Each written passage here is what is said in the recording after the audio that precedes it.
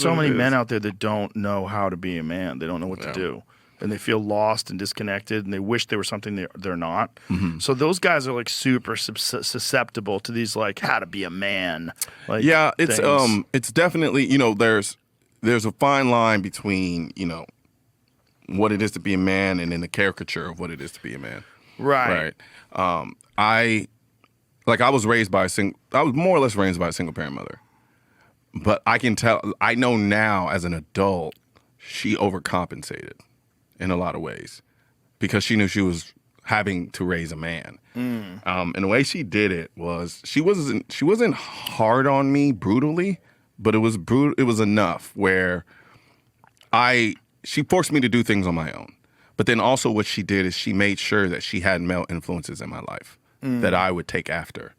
Now, at the time, I didn't understand what was going on. I'm like, why do you want me to go see Dr. Johnson? I don't want to go talk to Dr. Johnson, right? And Dr. Johnson was this cardiologist who she would force me to go talk to and be around. That's very wise of your mother, though. Yeah, she's freaking phenomenal.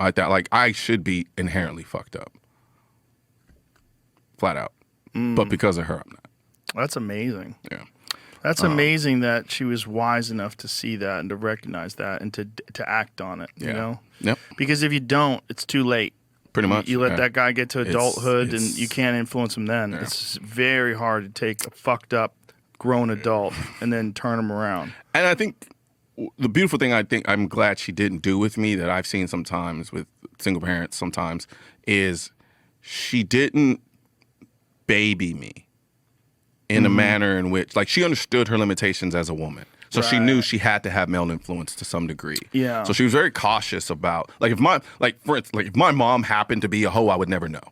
Because she did such a phenomenal job in curating whoever it was that was going to be around me that was a man. And that influence and how much that played a part in me growing up. Because I think she understood I can only do so much as a woman to teach this guy how to be a man. And now, when I think about things and how I compose and how I handle myself, I subconsciously think about those individuals who I interacted with. And that's what I pulled from growing up. And so I thank her for that, at least knowing her limitations from that standpoint and then figuring out a way to provide that example for me. Yeah, that's very important. It's very important. I got very fortunate that when I was young, I got involved in martial arts when I was really young. Same here. Yeah. I did too. I didn't continue with it to the degree that you did, but I definitely... And for me, what that martial arts turned into basketball for me. And that's what that was. Well, it's anything that's difficult to do.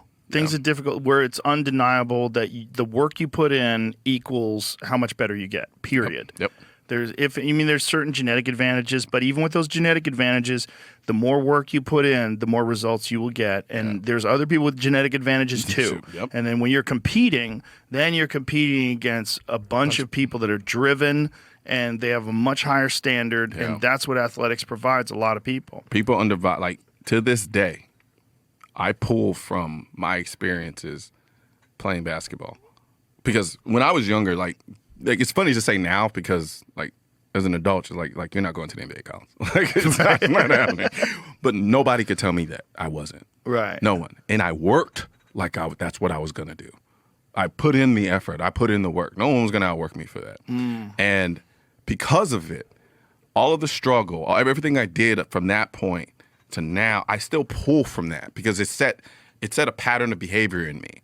So all I did was when I realized your hoop dreams aren't happening, I just transferred that drive, that consistency, that discipline, and I just transferred over to what I was doing next, right? Yes. And I just continue to do that. Whatever I change or I switch up to and start doing next, that's what I put it into. Yeah.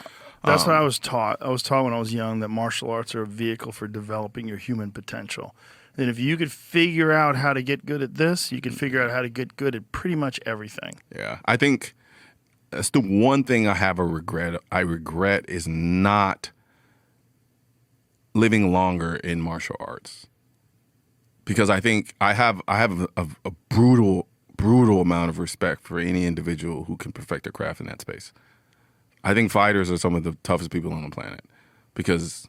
Which is by virtue of what they do. They have to be. Exactly. That is what they do. They do one of the toughest things to do. You're willingly going against a trained individual who has spent time preparing for you. literally. Yeah.